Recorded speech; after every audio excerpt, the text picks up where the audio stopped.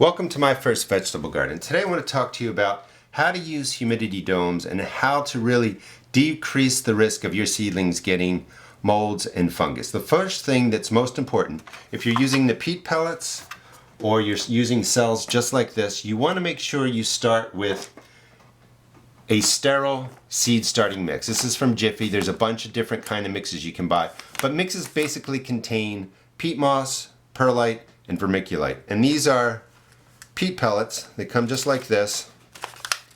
They are sterile.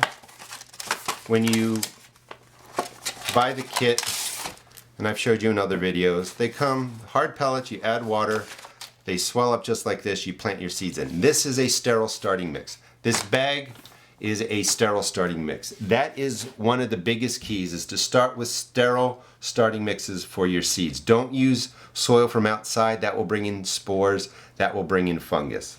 Now, some people like using humidity domes and they swear by them. Some people say you need them, you don't need them. I say you don't really need them. This is basil that I've started without a dome, and you can see that it's been pretty successful.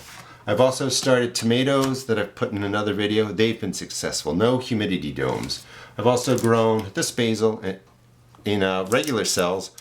No humidity dome. So you don't need it for your seeds to germinate, but there are some cases where you might use them, or you may just prefer to use them. Let me move this out of the way.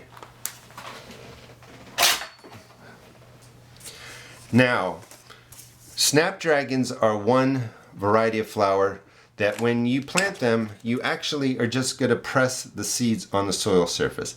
That may be a reason to use a humidity dome, because one way that I keep an eye on things is I look for the top of the soil to dry, or the top of the starting mix to dry, and when that turns a light brown, that lets me know that I need to put some water in there. If you have seeds that are sitting on top, there's a chance that they're going to dry out before they really germinate and take hold. So using a humidity dome in that case makes sense. And here I also have spearmint, which is like the snapdragons. Those seeds like to sit on top of the soil. Now let me show you something that looks kind of scary, but it's not as scary as you think.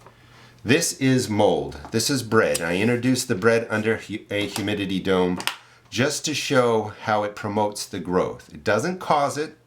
It doesn't make mold and fungus happen, but if you have spores in there, the humidity dome will create an environment where the mold and the fungus will do its thing and start spreading and growing. So that's why you want to keep an eye on humidity domes. You can also see too how the moisture forms. So the relative humidity inside a dome is a lot higher than it is on the outside of the dome.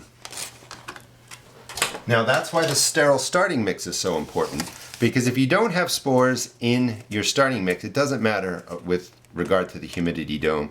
It's just not going to grow. So always have a sterile starting mix. Now, a couple of things with the dome. It's recommended that you use it only until you see all of your seeds germinate and break the surface. And in fact, the instructions say when you see one seed germinate, take the dome and just turn it slightly. That's going to reduce some of the humidity right away. When you see all of your seeds germinate, take the dome off. So you're only using this up until the time you see your seeds break the surface. A disease called damping off disease, or it's a fungus that your seedlings can get, and it usually comes right after they break the surface or within a week or so. When the fungus spores are present, when there's enough moisture and humidity, it gets right to the stem of your new seedlings, and it actually looks like the company fuzz right here. And it just surrounds the stem of your seedling, feeds off your seedling, and it will kill your seedling. So if you're going to use a humidity dome, make sure you practice exactly what a lot of people recommend, in that as soon as you see a seed germinate, turn the lid. That'll reduce some of the relative humidity. When they all come up, take the lid off and you're not going to use it anymore. Now the thing that I find interesting is that most of us can go downstairs, check on the plants every 2 days. They do recommend, in some cases, some people say, well, take the dome off once a day, let the air blow through. Well, if you can really get downstairs and keep an eye on your seedlings day to day, I don't really think you need the humidity dome, except in the case where you're using seeds that are put onto the surface. It's up to you.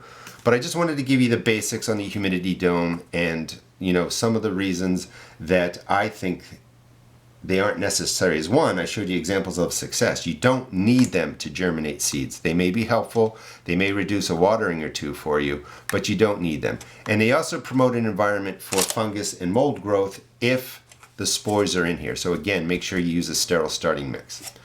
Hope the video was helpful. I hope it gives you some ideas of whether or not you're going to use a humidity dome. If you do, some of the good garden hygiene you can practice. Please check out my blog at www.therestedgarden.blogspot.com and also check out my YouTube videos. Thanks.